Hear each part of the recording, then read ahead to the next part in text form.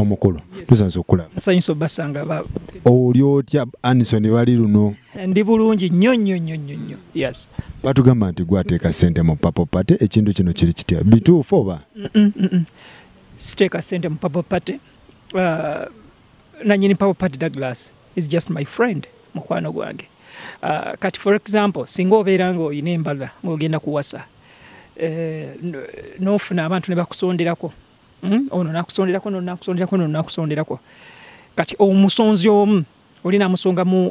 engalo n'agamba twawulidde gwe wasiriza Bosco oba John omukyala si bwe kiba oba gwe watadde mu mbaga eno ssente si bwe kiba so we have so many people we have so many sponsors or friends so ekyo kikyamu gwe kikyokola ku Purple Party ekituufu oyimba buyimbi ng'omuyimbi oba olina kyoteekamu financially nyimba buyimbi ng'omuyimbi ate n'ekyokubiri bwembeera for example bwembeera ne mukwano gwange nga ategeka ekivulu okitegeera ng'alina different people sponsors these ones are sponsoring here and there and there and there bwenkwatako akantu akatono ngamba because you are my friend not because I'm a musician not because but because you are my friend kankwateko wano ndowooza tekiba kibi okiraba akati for example ina program okola ku TV okiraba nengamba for today leka nze mba nkwambaza ng'ogenda kumpewo kati olina ajja n'agamba omanyi Balino yakwambaza buli ogenda kumpewo si bwe kiri yes ngendayo bugenzi ng'omuyimbi wemba nsobodde okuyamba nenyamba mba sobodde I don't ekirala nga tukulabanya ne maama Halima kabaddi kyakaliwo mwina kye mutayesa abantu bakubeeyo ebigambo bwe simanyi bintu simanyire kyoke gwa mulimu biki kiri kitya guno sigwa mulundi gwange ogusoose okubeera ne maama Halima Namakula yabeera nange kuva dda it's just because mutukwatira mu kaseera kugamubeera ne right timing mugenda mutusanga kugamba mu mikolo wa naye nga bambi mukwano gwange nesiganya abantu abakulu to be my friends rather than abato kubanga omuntu yes omuntu omukulu takulimba kiraba than abato era mikwano gyange bogira mikwano gye nina mikwano mitono nnyo bye tunyumya ne maama Halima biba bya kwezimba kiraba do this akuwabulamu don't do this naye bwembeera n'omuvubuka omuto yajja gamba manyi tugende mu mwenge tukole kino ate tebinzimba so I want to build myself at the moment so ebigambibwa tewaliwo mbeera yonna eriwo nti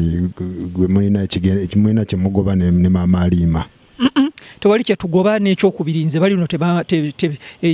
bagenda bagamba nze tebankwanira mukazi no ndi musajja nsobola okwekwanira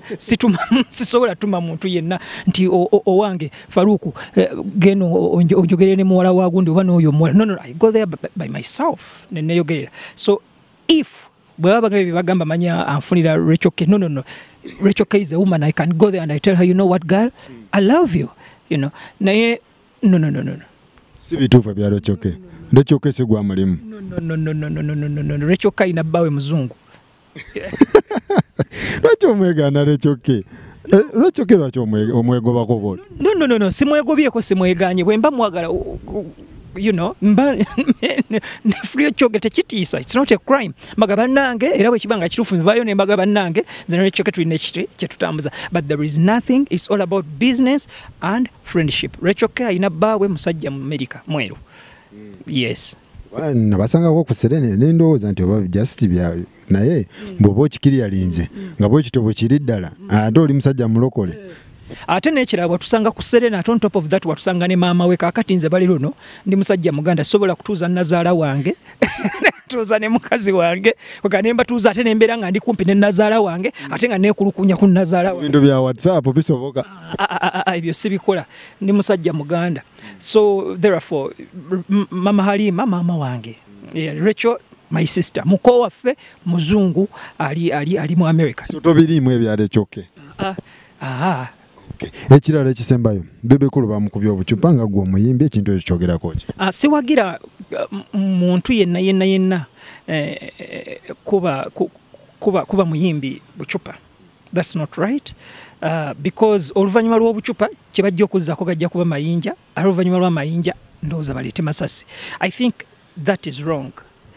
sikiwagira muyimbi yenna kubwa kacupa. Twakulabe ku event ya Edmonton ate ne tulaba Kalango event yamwe bagisazizaamu. Kiri kitya? Event gyeri teriyo. Ye ku oli toliko. Kakati ekisooka waliwo ekintu ntu ekiyita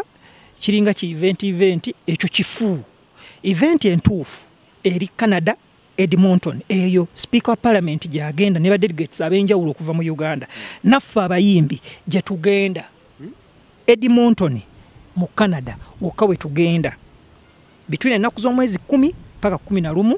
emikolo actually Easter yonna tuli Canada. Emikolo mugenda bera Canada. Tugenda kubeera Canada Edmonton era balanga awalala eyo wafu fe n'omukolo oguliyo Uganda kwekwaffe eri wantu awa Easter yonna Easter season yonna Edmonton. So abantu babuulira abawagizi nti Easter period togenda kubaawo bwe kiri bwe kiri Easter period sigenda kubeera tugenda kubeera Canada n'abayimbi nno nga bawerako Haruna Mubiru, Stacia Mayanja, Amelia Nambala, Nze Kenyini Hanson Baliruno, Mama Halima Namakula ne Lydia Jasmine. Ne okikolootya tova kunyonyi musajja gwe tukulabe Sweden tubulaba wazi okikolootya tokyayimbira baawo wano wabeesonyiwa kiki ekiriwo nyimba bwe mpitiddwa okuyimba naye ne Bulaaya mpitibwa n'enkola ki ne performinga naye n'ekirala kino okutambula buli kaseera sitandise jjo ntandika okutambula nga n'emyaka 15 yes ntandika okutambula okubeera ku nyonyi nga nina emyaka 15 ati ninayo businesses zange ninayo mikwano gyange so tekyewunyisa kunze. Yes, so Rechoke tumusubire ku eyo event oba yetaliyo. Rechoke tubadde tukyali mu mteeseganya naye nga bambi yali booking some shows here. So she might cancel them